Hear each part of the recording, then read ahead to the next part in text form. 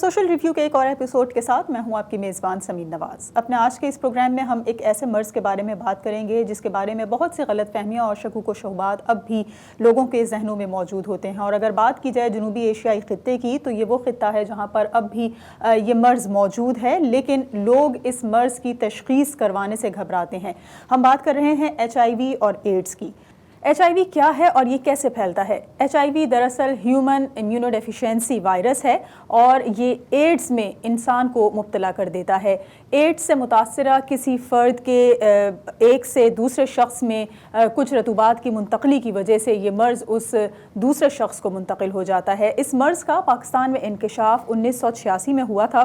بات کی جائے اگر اس وائرس کی تو قدرت نے انسانی جسم کو مختلف بیماریوں سے بچانے کے لیے ایک نہایت ہی مؤثر دفاعی نظام سے نوازا ہے جس کو مدافعتی نظام بھی کہا جاتا ہے، اور اسی کے سبب جسم میں انسانی قوت مدافعت کارگزار ہوتی ہے، یعنی کہ کسی بھی بیماری سے اس کو محفوظ رکھنے کے لیے یہ قوت مدافعت ہی ہے جو اس کی حفاظت کر رہی ہوتی ہے. اس مدافعتی نظام میں خرابی کے باعث انسان مختلف قسم کی بیماریوں کا شکار ہو جاتا ہے. اگر بات ہم ایڈز کی کریں تو ایڈز HIV کی ہی وجہ سے انسان کو ایک ایسی بیماری میں مبتلا کر دیتا ہے جس کا علاج مشکل ہو جاتا ہے. HIV وائرس جو ہے اس کے ذریعے انسان کے جسم میں ایڈز کا مرض جنم لیتا ہے، پھیلتا ہے، اور جو انسان مدافعتی نظام کو جو وائرس جو ہے انسانی مدافعتی نظام کو مکمل طور پر تباہ کر دیتا ہے. اس حملے کے بعد جو بھی بیماری انسان کے جسم میں داخل ہوتی ہے نہایت سنگین اور مہلک صورتحال وہ اختیار کر جاتی ہے، لیکن اگر ابتدا میں ہی اس مرض کی تشخیص کر دی جائے تو ایڈز سے محفوظ رہا جا سکتا ہے اور اس مرض کو جو ہے وہ قابو اس پر پایا جا سکتا ہے. جو یہ جراثیم ہے جس کو ہم HIV کہتے ہیں، اس کو انسانی جسم کے مدافعتی نظام کو ناکارہ بنانے والا وائرس بھی کہا جاتا ہے. اور وائرس سے متاثرہ جو اس مرض کی منتقلی ہے، اگر ہم بات کریں تو جو وائرس سے متاثرہ اوزار ہیں جس میں آپ ناک کان چھیدنے کے اوزار شامل ہوتے ہیں، اس کے علاوہ آپ دانتوں کے جو استعمال کے آلات جراحی ہوتے ہیں اگر آپ وہ کسی متاثرہ شخص کے اوزار استعمال کر لیں، یا آپ باربر شاپ پر استعمال ہونے والے جو ٹولز ہیں اس سے آپ اپنا جو ہے وہ شیو بنوا لیں یا کٹنگ کروا لیں، تو اس دوران استعمال ہونے والے جتنے بھی ٹولز ہیں اس کے ذریعے یہ مرض ایک شخص سے دوسرے شخص میں منتقل ہو جاتا ہے. جبکہ جو غیر محتاط جنسی تعلقات ہیں اس کے ذریعے، اس کے علاوہ جو متاثرہ افراد کی استعمال شدہ سرنج ہے اس کے ذریعے بھی یہ مرض ایک شخص سے دوسرے میں منتقل ہو جاتا ہے. تو اس مرض کے حوالے سے آج کے اس پروگرام میں ہم کچھ بات کریں گے، جس کے لیے ہمیں جوائن کر رہی ہیں UN ایڈز پروگرام کی ڈاکٹر ماریا ایلینا، اور کنٹری ریپرزینٹیٹیو ہیں یہ پاکستان اور افغانستان کے لیے. جبکہ ہمارے ساتھ پاکستان سے صحت کے حوالے سے جو ہے سینئر صحافی ہم موجود ہوں گے، جن سے ہم صورتحال جانیں گے پاکستان میں کیا کنڈیشن ہے HIV اور ایڈز کی، اور وہ ان حالات کو کس طرح سے دیکھتے ہیں کورونا کے دوران، یعنی کہ COVID-19 کے دوران جو ایڈز کے مریض ہیں وہ کس طرح سے اس مشکل صورتحال میں علاج معالجے کی سہولیات سے مستفید ہو رہے ہیں. اپنے مہمانوں سے گفتگو کا باقاعدہ آغاز کریں گے لیکن ایک بریک کے بعد.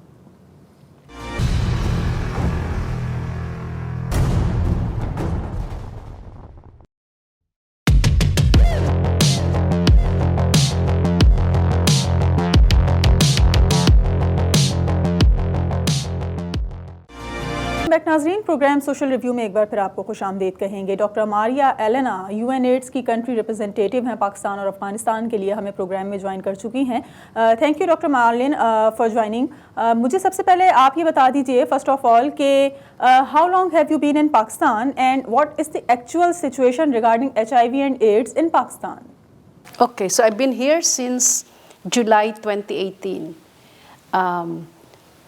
And we look at the data from the government, from civil society organizations, and generating this data and trying to review and analyze it. It is clear that the epidemic in Pakistan continuously expands. For now, it is mainly concentrated among key population like people who inject drugs, transgender, men who have sex with men, sex workers, and prisoners. It is mainly coming from two big provinces, from Punjab and Sindh. However, we are also seeing that it is expanding beyond this key population, as we call it. Because if you recall, in 2019, April, there was an HIV outbreak among children in Ratodero, Larcana. So we are seeing that it's spilling over from the key population to children and women and are getting infected with HIV. So that's the current situation. The response, I would say, is also accelerating. For now, prevention coverage and treatment coverage remains to be very low, unfortunately. But the increase from 2018 to 2021 in terms of treatment coverage had almost doubled. However, it's still lagging behind the target. Okay, Marlene, in 1986, first case was reported in Pakistan of HIV positive patient, but there's still no vaccine for the pandemic. HIV has been successful so far. True, yeah. So developing a vaccine had been a priority of WHO and all global partners. However, the development process is very challenging. Now we're learning from COVID, yeah? So it becomes so popular. What are the clinical trials? What are the different steps? For HIV, one of the challenges is getting the number of subjects, population that needs to be vaccinated so you can have the clinical trials. We're not getting as much as the required subjects that needs to be enrolled in the clinical trials. So it's delaying. At the same time, the virus continue also to mutate at some point. So I think efforts to fast track the development of vaccine continue to be ongoing. Marlene, what's the main reason of spreading HIV positive or excess of HIV cases in Pakistan, and what's the main cause of it? Okay, so the data shows that the mode of transmission is in Pakistan is mainly among people who inject drugs. So this is sharing of unclean needles. Number 2, unprotected sexual exposure. And number 3 is transmission from mother to child. So this kind of 3 established mode of transmission in Pakistan mirrors what's happening in Asia and the Pacific, and of course globally. So this is the 3 established mode of transmission in Pakistan. What steps are being taken in Pakistan under National AIDS Control Program to prevent and treat HIV patients? So prevention is so much linked on how it is transmitted. So you try to cut the cycle of transmission. So if it's sharing of unclean needles, you need to make sure that clean needles, not dirty needles, will be used. Second is sexual transmission. So you need to continuously promote correct and consistent use of condom. So then mechanical transmission of HIV will be stopped or prevented. And certainly prevention from mother to child transmission. So these are the key prevention methods that needs to be in place. Now, there are a lot of innovations that have been promoted by WHO after research, tons of research that had been carried out. For example, for people who inject drugs, WHO, together with UNODC and UNAIDS, had continued to promote what is called a harm reduction program, where there are key elements. And most of these elements are already happening in Pakistan, but some are not yet. The second is among men who have sex with men, sex workers, or transgender, we also now have what is called the pre-exposure prophylaxis. So certain type of medicine will be given to those who are kind of high risk, we call it more susceptible of getting HIV. So this is among men who have sex with men, transgender, and discordant couple. We're planning to start that up here in Karachi and also in Lahore. In terms of treatment, one of the challenges we're seeing for treatment is access or hesitancy of people living with HIV to access treatment. And this is for several reasons, one of which is stigma and discrimination attached to HIV, so that even if it's given for free, you give it for free, even prevention program, people would be very hesitant to come to the clinic and avail of these services. Often, they come to healthcare services, healthcare providers, when they are already very serious. They are already on the last or the AIDS stage. of the HIV spectrum. So I think part of the treatment, part of the prevention program, we need to ensure that measures to address stigma and discrimination and rejection from the family, for example, should also be addressed. Maureen, you lived in Pakistan since more than 2 years. You visited different cities, meet different peoples, visited different places. What's your observations about society towards HIV positive patients in Pakistan as compared to other countries? Okay, I realize, having been here for more than 2 years now, that Pakistan is a very conservative country. Religious, cultural influences, such that there is very limited opening to educate and even opportunities to educate people. You start with education. Unless people is ignorant about how it is transmitted, how it could be prevented, any prevention program will fail because, myths and misconception continue because, they don't know what's happening, they don't know what is HIV, how it's transmitted, so they think it's like this, it's like that, and they also don't know that there is preventive measure that's available for them, and that also if you're already positive, there is treatment. So unlike before, when there was no treatment, when you have HIV, it's like a death sentence.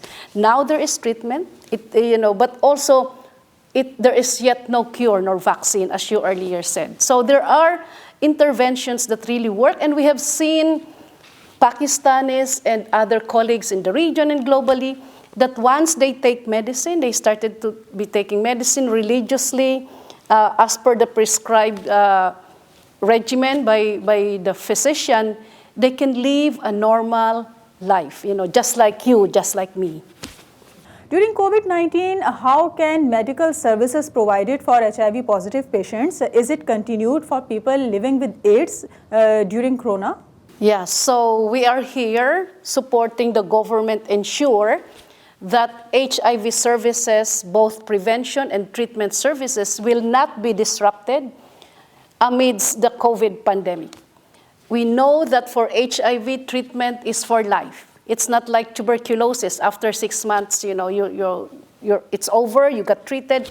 For HIV, antiretroviral therapy is for life. Having said that, we need to ensure that adequate services for treatment are provided on time and wherever, people living with HIV needs it.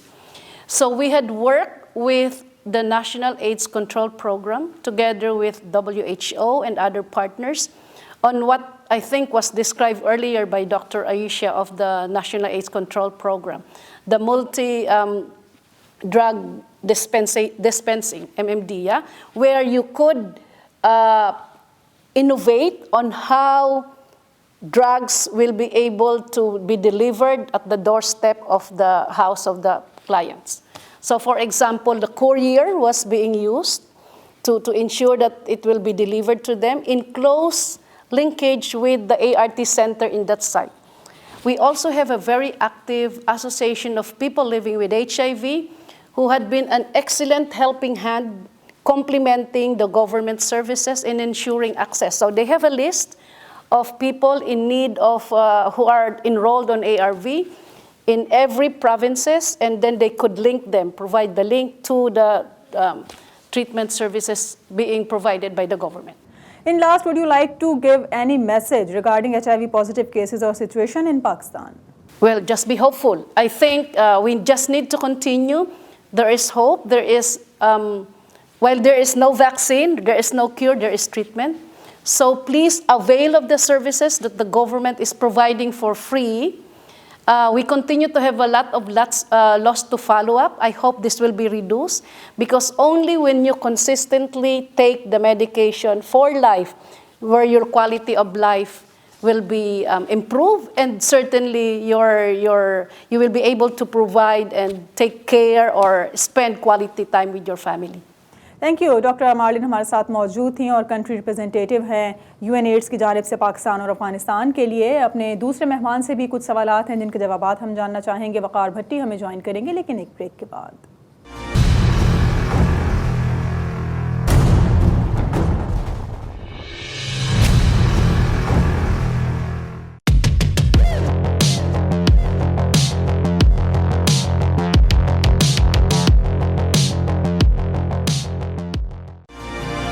Welcome back ناظرین، programme social review میں ایک بار پھر آپ کو خوش آمدید کہیں گے۔ وقار بھٹی ہیں، سینئر جرنلسٹ، پاکستانی صحافت سے طویل عرصے سے وابستہ ہیں اور دی نیوز میں کافی عرصے سے جو ہے وہ اپنے صحافتی ذمہ داریاں ادا کر رہے ہیں، ہمیں جوائن کر رہے ہیں۔ بہت شکریہ وقار، آپ نے وقت دیا پروگرام کے لیے۔ اور جس طرح سے ہم بات کر رہے ہیں پاکستان میں HIV پازیٹیو کے پیشنٹس اور ایڈز کی بیماری کے حوالے سے، تو مجھے آپ یہ بتا دیجئے کہ پاکستان میں ہم دیکھتے ہیں کہ جہاں صحت کے بہت سے مسائل ہیں، غربت کی وجہ سے لوگ علاج معالجہ نہیں کروا پاتے ہیں، عام سی بیماری جو ہے ان کے لیے ایک بہت بڑی مصیبت بن جاتی ہے، تو یہ ایڈز یا HIV میں مبتلا مریضوں کے لیے جب ہم بات کرتے ہیں تو پاکستان میں یہ مرض کس حد تک موجود ہے اور کتنے لوگ اس مرض میں مبتلا ہیں؟ آپ اس مرض کو کس طرح دیکھتے ہیں؟ جی بہت شکریہ۔ دیکھیں، پاکستان میں HIV جو ہے وہ بہت ہی کنسنٹریٹڈ، یعنی کہ وہ بہت ہی محدود ہے اس وقت پاپولیشنز میں، اور ایک اندازے کے مطابق 0.01% جو پاپولیشن ہے اس سے کم لوگوں میں یہ مرض پایا جا رہا ہے۔ ایک اندازے کے مطابق 1,90,000 سے لے کر تقریباً 2 لاکھ کے قریب جو ہے ایسٹیمیٹڈ نمبر ہے HIV پازیٹیو لوگوں کا، اور ان میں بھی ایڈز کے جو مریض ہیں وہ ان کی تعداد کافی کم ہے، وہ چند ہزار کے قریب ہیں۔ یہاں میں یہ واضح کر دوں کہ HIV پازیٹیو ہونے کا مطلب یہ ہے کہ وہ اشخاص جن میں HIV کا وائرس پایا جاتا ہے، اس کا کوئی بھی طریقہ کار ہو سکتا ہے، اور وہ وائرس لگنے کے بعد کسی شخص کا ایڈز کی بیماری میں مبتلا ہونا وہ ایک الگ مرحلہ ہے۔ ضروری نہیں کہ سارے HIV پازیٹیو جو لوگ ہیں وہ ایڈز کے مرض میں مبتلا ہو جائیں، تو ایڈز کے مرض میں مبتلا لوگ جو ہیں ان کی تعداد چند ہزار ہے، مے بی 10,000 کے قریب، اور جبکہ جو HIV پازیٹیو ہیں ان کا اندازاً ان کی تعداد 1,90,000 سے 2 لاکھ کے درمیان ہے۔ لیکن پاکستان میں مسئلہ یہ ہے کہ پاکستان میں ایسے کئی علاقے ہیں اور ایسے لوگوں کے بیہیویئر ہیں جہاں پہ یہ خدشہ پایا جا رہا ہے کہ شاید جیسے رتو ڈیرو جیسے واقعات مزید ہو سکتے ہیں، کیونکہ وہ تمام عوامل ہماری سوسائٹی میں موجود ہیں اور وہ تمام رسک بیہیویئر موجود ہیں جن کے نتیجے میں یہ مرض جو ہے مختلف جگہوں پہ اس کی ہمیں مینیفیسٹیشن یا نظر آ سکتا ہے۔ وقار، یہ بتائیے کہ جس طرح سے ہم نے ایک اندازے کے مطابق 1 لاکھ سے زائد افراد کے اس مرض میں مبتلا ہونے کی بھی رپورٹ سنی ہیں، دیکھی ہیں، پڑھی ہیں اور پبلش بھی ہوتی ہیں، تو سب سے بڑا مسئلہ یہی نظر آتا ہے کہ جو ٹیسٹنگ سروسز ہیں اس سے ایک عام آدمی کتنا مطمئن ہے، لوگ HIV کا ٹیسٹ کروانے کے لیے کتنے آسانی سے یا کتنی مشکل سے آمادہ ہوتے ہیں کہ یہ ٹیسٹ کروانا چاہیے یا نہیں کروانا چاہیے، اور ساتھ ساتھ مجھے یہ بتائیے کہ حکومت پاکستان اس تمام تر پروسیس میں کیا کردار ادا کر رہی ہے، UN-8 کا اس میں کیا کردار ہے؟ دیکھیں، سب سے پہلی بات تو یہ کہ ٹیسٹنگ کے حوالے سے میں ایک بات بتانا چاہ رہا ہوں آپ کو کہ ہر وہ شخص جو کہ اپنا خون کا عطیہ دیتا ہے اس کا HIV کا ٹیسٹ لازمی ہوتا ہے۔ جب بھی آپ اپنا خون ڈونیٹ کرتے ہیں کسی بھی بلڈ بینک کو، تو آپ کی 5 بیماریوں کے لیے آپ کے بلڈ کو اسکرین کیا جاتا ہے، جن میں سے HIV بھی شامل ہے۔ تو ٹیسٹنگ پاکستان میں کوئی بڑا مسئلہ نہیں ہے۔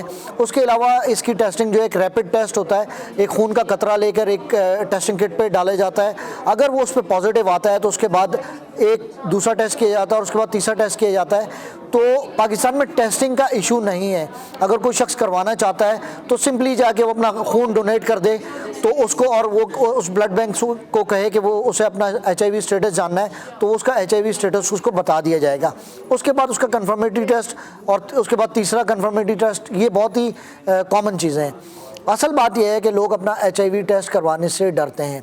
دیکھیں، اگر کوئی شخص خدا نخواستہ HIV پازیٹیو ہے یا اسے خدشہ ہے کہ وہ پازیٹیو ہے اور وہ اپنا ٹیسٹ نہیں کرواتا تو وہ نہ صرف اپنے پیاروں کو اس مرض میں مبتلا کرنے کا باعث بنے گا، بلکہ اس کی اپنی صحت بھی خراب ہوتی جائے گی، اور HIV پازیٹیو ہونے کے بعد یہ بہت حد تک امکان ہے کہ اگر وہ اس کو اپنا اسٹیٹس نہیں معلوم تو وہ وہ ایڈز کا مریض بن سکتا ہے۔ تو یہاں میں یہ بتاتا چلوں کہ اگر آپ HIV پازیٹیو ہیں یا کوئی شخص HIV پازیٹیو ہے، اگر اس کی دوائیں لینا شروع کر دیتا ہے جو کہ حکومت پاکستان فری آف کاسٹ دیتی ہے، تو یہ مرض اس حد تک کنٹرول ہو سکتا ہے کہ وائرس لوڈ بالکل 0 کے برابر آ جاتا ہے انسان میں۔ ایسا شخص نہ صرف شادی کر سکتا ہے بلکہ اس کی اولاد بھی پیدا ہو سکتی ہے، اور اگر وہ دواؤں پر ہے تو وہ شخص جو ہے اس کی بیوی یا شوہر ان میں وہ منتقل نہیں ہوتا، اور ان کے بچے بھی بغیر وائرس کے پیدا ہوتے ہیں۔ تو یہ کہنا کہ یہ مرض لا علاج ہے اور سے یقیناً جان جائے گی، ایسا نہیں ہے۔ اگر آپ ٹیسٹ کروائیں گے اور آپ کو اپنا اسٹیٹس معلوم ہو جاتا ہے تو نہ صرف آپ خود صحت مند رہیں گے بلکہ آپ کے عزیز و اقارب، قریب کے لوگ اور وہ لوگ جو کہ متاثر ہو سکتے ہیں وہ محفوظ رہیں گے۔ وقار، آپ نے کہا کہ یہ مرض لا علاج نہیں ہے۔ پاکستان میں اس مرض کے علاج معالجے کی جو سہولیات ہیں وہ دیگر جگہوں کی نسبت زیادہ بہتر ہیں۔ کتنے لوگ اب تک ان سہولیات سے مستفید ہو سکے ہیں، اس مرض کا علاج کروا رہے ہیں جو HIV پیشنٹس ہیں، اور اب ہم دیکھتے ہیں کہ اس علاج سے وہ خاصے حد تک جو ہے ان کی کنڈیشن بہتر ہو گئی ہے، صحت یاب ہو رہے ہیں، روبہ صحت ہیں، اور کس عمر کے لوگ ہیں جو اس مرض کا ٹریٹمنٹ اگر سٹارٹ کریں تو ابتدا میں ہی جو ہے وہ اس پر قابو پایا جا سکتا ہے، اور کتنے فیصد آپ سروائیول کے چانسز دیکھتے ہیں؟ دیکھیں، HIV پازیٹیو ہونے کے بعد کوئی شخص HIV نیگیٹو نہیں ہو سکتا، پہلی بات، لیکن اس کا یہ مطلب نہیں ہے کہ اس کا علاج نہیں ہے۔ اگر کوئی شخص ڈائبٹیز کا شکار ہو جاتا ہے، ذیابیطیز کا مریض ہو جاتا ہے تو اسے ساری عمر دوائیاں کھانی پڑتی ہیں۔ ہائپر ٹینشن یعنی بلڈ پریشر کے مریض کو ساری عمر دوائیاں کھانی پڑتی ہیں۔ اسی طریقے سے سائیکولوجیکل ایشوز کے مریضوں کو ساری عمر دوائیاں کھانی پڑتی ہیں۔ تو اگر کوئی شخص HIV پازیٹیو ہو جاتا ہے تو اسے ساری عمر دوائیاں کھانی پڑتی ہیں جو کہ اینٹی ریٹرو وائرل تھراپی یا اینٹی ریٹرو وائرل ڈرگس کہلاتی ہیں۔ یہ دوائیاں جو ہیں یہ اس وقت پاکستان میں دستیاب ہیں۔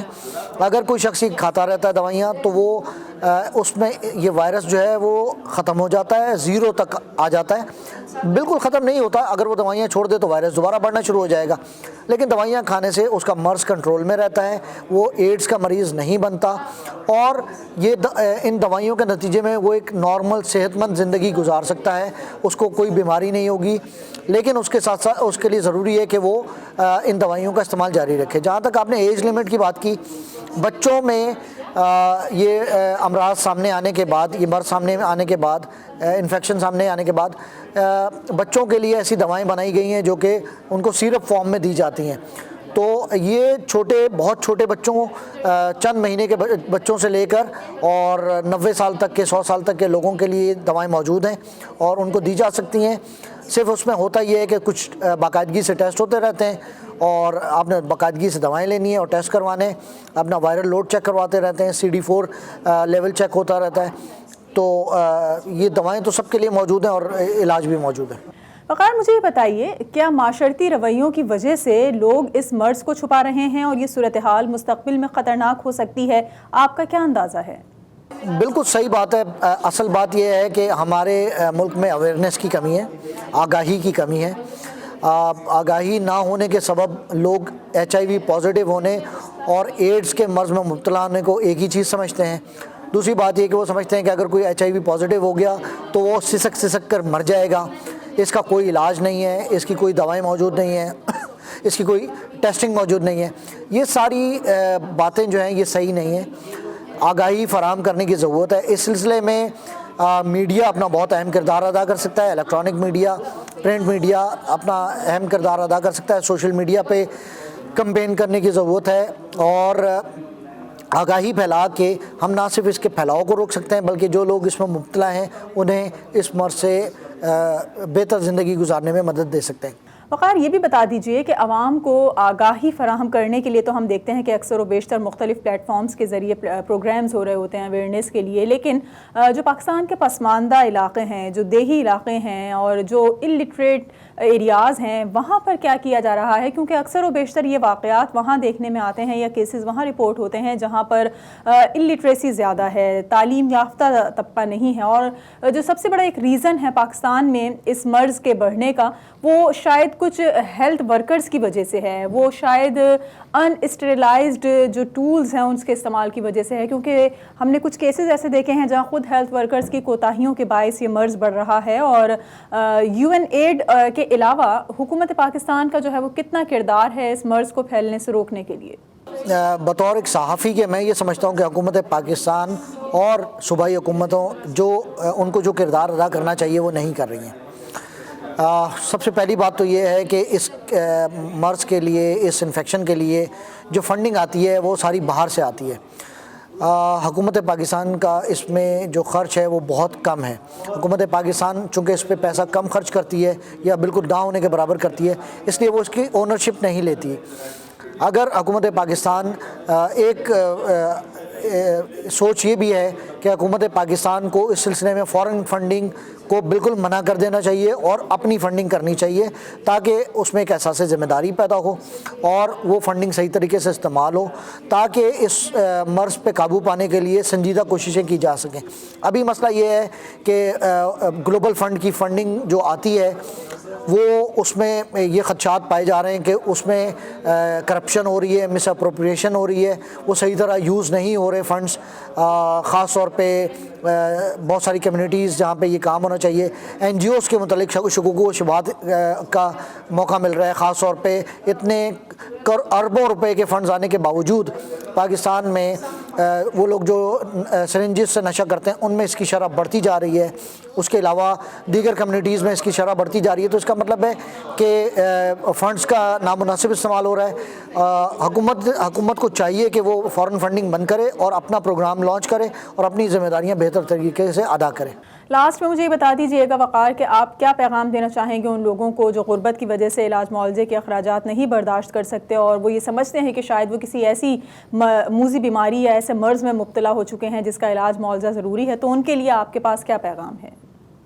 دیکھیں, وہ تمام لوگ جن کے جو کسی طرح کے رسکی بیہیویئر ہے, جن کا رسکی بیہیویئر سے مراد یہ ہے کہ وہ لوگ جو انجیکشن بہت زیادہ لگواتے ہیں, وہ لوگ جو انجیکشن کے ذریعے نشہ کرتے ہیں, وہ لوگ جو جنہیں ماضی میں ڈرپس بہت زیادہ لگی ہیں, اس کے علاوہ جو غیر محفوظ جنسی تعلقات اور فریکوینٹلی جو رکھتے ہیں, ان لوگوں میں اس مرض کے پائے جانے کا امکان بہت زیادہ ہوتا ہے. ایسے لوگوں کو چاہیے کہ وہ اپنا ٹیسٹ کروائیں, پہلی فرصت میں اپنا ٹیسٹ کروائیں. اگر ان کا ٹیسٹ ہو جاتا ہے تو کراچی سمیت پورے ملک میں ایسے سینٹرز موجود ہیں جہاں پہ اس کی دوائیاں موجود ہیں, جہاں پہ ان کو سپورٹ, کاؤنسلنگ کی سپورٹ مل سکتی ہے. مشکلات ہیں اس شعبے میں, لیکن یہ ایک طے شدہ وہ ہے حقیقت ہے کہ اس میں حکومتی اور گلوبل فنڈ کی فنڈنگ کے ذریعے ایسے سینٹرز قائم کیے گئے ہیں جہاں پہ لوگوں کو علاج معالجے کی سہولت مل سکتی ہے. تو وہ لوگ جن کا بیہیویئر جو ہے وہ ان کیٹیگریز میں آتا ہے جہاں پہ جو کہ رسک بیہیویئر کہلاتا ہے, انہیں چاہیے کہ وہ اپنے آپ ٹیسٹ کروائیں. یہ ان کے لیے بھی بہتر ہے, ان کے اہل خانہ کے لیے بھی بہتر ہے اور پورے معاشرے کے لیے بہتر ہے. اور شکریہ وقار بھٹی ہمیں جوائن کر رہے تھے پاکستان سے, اور سینئر جرنلسٹ ہیں ہیلتھ کے اور صحت کے حوالے سے جو ہے وہ ایک معروف اخبار سے وابستہ ہیں گزشتہ کئی سالوں سے. پاکستان میں HIV اور ایڈز کی وجوہات کے بارے میں, اس کے علاج معالجے کے حوالے سے اور پاکستان حکومت کی جانب سے کیے جانے والے اقدامات کے حوالے سے ہم نے آج کے اس پروگرام میں کچھ بات چیت کی. اگلے ہفتے ایک اور پروگرام کے ساتھ آپ کے سامنے حاضر ہوں گے. پروگرام ٹیم کے ساتھ سمین نواز کو اجازت دیجیے. اللہ نگہبان.